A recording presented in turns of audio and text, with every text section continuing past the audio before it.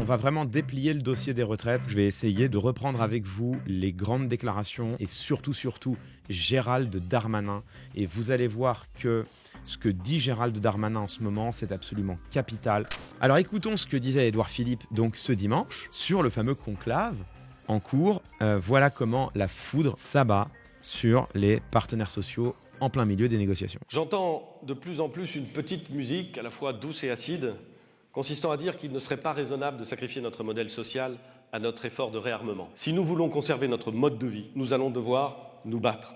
Pas forcément contre l'ennemi, mais contre notre propre indolence, contre notre goût du statu quo. Comment imaginer, mes amis, compte tenu de ce qui est devant nous, que nous puissions consacrer encore plus de moyens à financer un système de retraite qui est à bout de souffle? Gérald a eu 1000 fois raison d'insister sur ce point. Cette discussion en conclave est hors sol. Notez qu'il évoque Gérald, c'est évidemment Gérald Darmanin. On va revenir tout à l'heure sur ce qu'a dit Gérald. Mais voyez, il se passe deux choses. Déjà, sur la forme, Édouard Philippe a un mot absolument insoutenable, c'est le mot indolence. Donc Édouard Philippe est en train de nous expliquer que les travailleurs et les travailleuses, toutes celles et ceux qui sont brisés dans leur corps, arrivent péniblement à l'âge de la retraite avec leur physique abîmé, qui hélas, parfois, n'atteindront jamais cet âge. Édouard Philippe est en train d'expliquer que celles-là et ceux-là sont des indolents, qu'ils rechignent à l'effort. Moi, je trouve ça insupportable. Dans la bouche de celui dont le travail est de parler, ça va, là, ça a l'air d'aller pour lui, hein, et puis pour nous d'une manière générale. Le problème et le point commun entre les politiques, les universitaires et les journalistes, je coche 2 de ces 3 cases, c'est pas qu'ils travaillent pas assez longtemps, c'est qu'on n'arrive pas à s'en débarrasser. Quand t'en vois certains, dont on peut même se demander si le ciboulot fonctionne encore à 100%, je ne ciblerai personne. Combien il y a d'étoiles comme le soleil dans le système solaire? Il y en a, si je ne me trompe pas, entre 2 et 400 milliards. Les prolétaires, les travailleurs pauvres, les travailleurs précaires, peut-être que celles-là et ceux-là qualifier leur vie difficile d'une vie d'indolence, peut-être que ça, c'est en droit de nous agacer un peu. Ça, c'est la première des choses. La deuxième des choses, vous l'entendez, hein. Édouard Philippe est en train de prendre prétexte de l'effort de guerre pour expliquer qu'il va falloir remettre en cause notre modèle social. Comme s'il n'y avait absolument aucune autre option. Le fait de détricoter progressivement les protections sociales, c'est évidemment ce qu'ils veulent faire depuis le début. Depuis le début.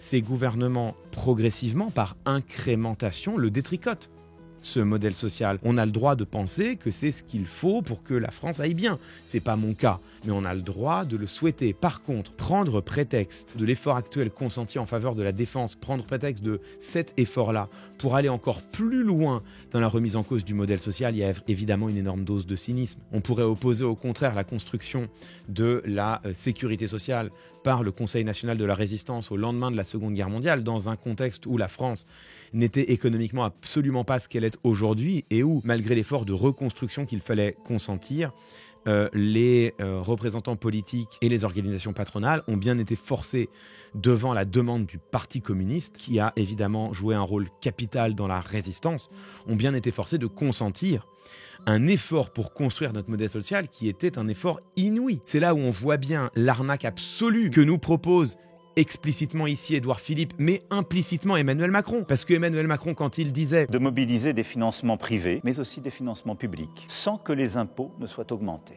En fait, il disait la même chose qu'Édouard Philippe ici. Consentir un effort de défense sans augmenter les impôts, ça veut dire en coupant dans la protection sociale. C'est toujours la même chose. À partir du moment où tu poses comme un dogme, comme une idéologie, que tu n'augmenteras en aucune manière les impôts, eh bien évidemment, la seule conclusion à en tirer, c'est qu'il va falloir détricoter le modèle social. Mais ça n'est pas rigoureux, ça n'est pas une démonstration rigoureuse, c'est l'idéologie déguisée derrière l'inexorable. Et ça, c'est insupportable.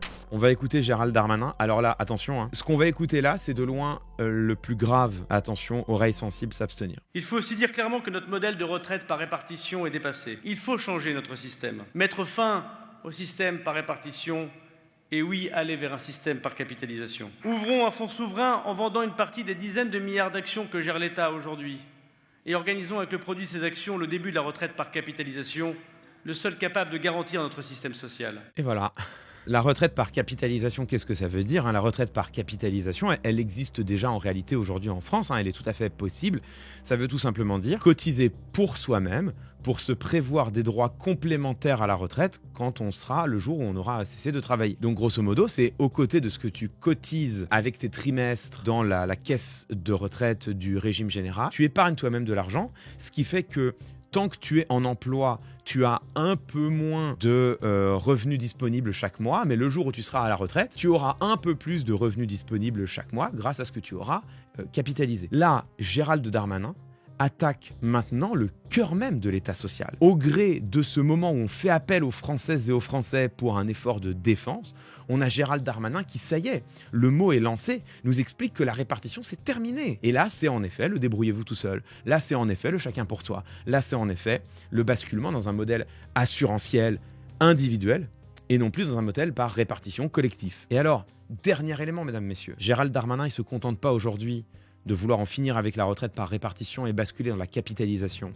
Il a été encore plus loin, dit ceci. Et c'est pourquoi, plutôt que de toucher aux règles du patrimoine et de l'héritage, supprimons la fiscalité sur les donations de son vivant, quel que soit le montant, quel que soit l'ayant droit. Aujourd'hui, si tu veux donner de grandes sommes d'argent ou donner une part de ton capital à tes enfants, c'est possible. Mais c'est possible dans une certaine limite. Tous les 15 ans, tu peux donner 100 000 € à chacun de tes enfants sans avoir à payer 1 centime d'impôt. Si le capital est possédé par les 2 parents, chaque parent peut donner 100 000 €, donc 200 000 en tout, à chacun de ses enfants par tranche de 15 ans. En quelques dizaines d'années déjà, tu peux sacrément donner une bonne partie de ton capital sans avoir à payer 1 centime d'impôt. Au-delà, la donation est fiscalisée. Admettons que tu possèdes à Paris un appartement qui vaut 500 000 € et que tu veuilles le donner d'un coup un seul à ton gamin, l'État va fiscaliser ce don. Pour une raison simple, que vous comprenez immédiatement, parce que si les donations de son vivant n'étaient pas fiscalisées, tout le monde utiliserait la même combine, en tout cas toutes celles et ceux qui ont du patrimoine, c'est que voyant arriver la faucheuse se profiler à l'horizon,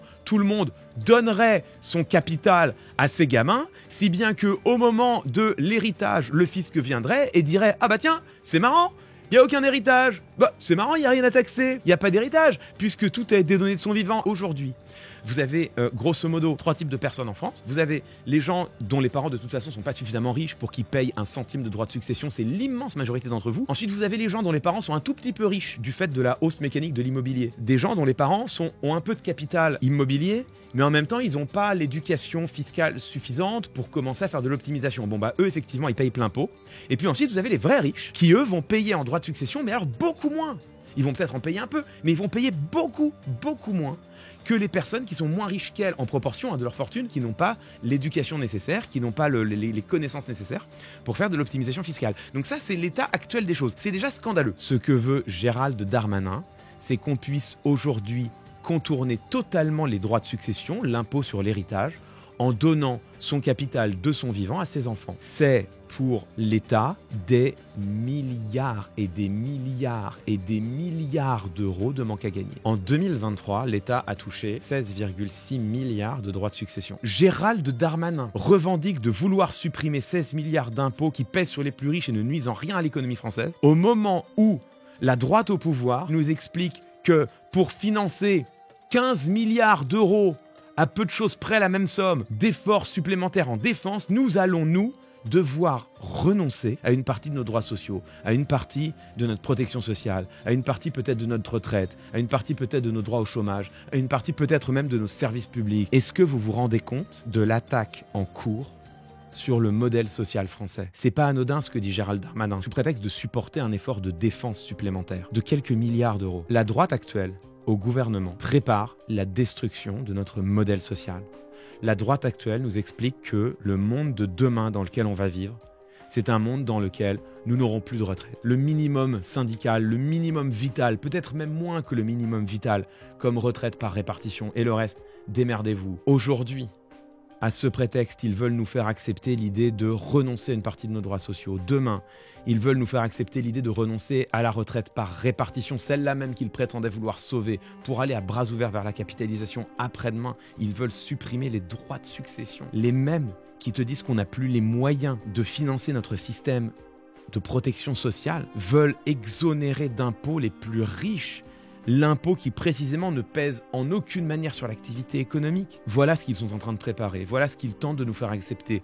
Voilà où se situe aujourd'hui la compétition à droite. Gérald Darmanin, candidat potentiel en 2027. Édouard Philippe, candidat potentiel en 2027. Voilà où se joue aujourd'hui leur compétition. À celui qui ira le plus vite vers un libéralisme assumé, explicite, qui va détruire le modèle social et démanteler les services publics. Ils le disent désormais explicitement. Le monde qu'ils sont en train de nous travailler, c'est un monde où les pauvres sont toujours plus pauvres et toujours plus nombreux. Les riches sont toujours plus riches et toujours plus aisés.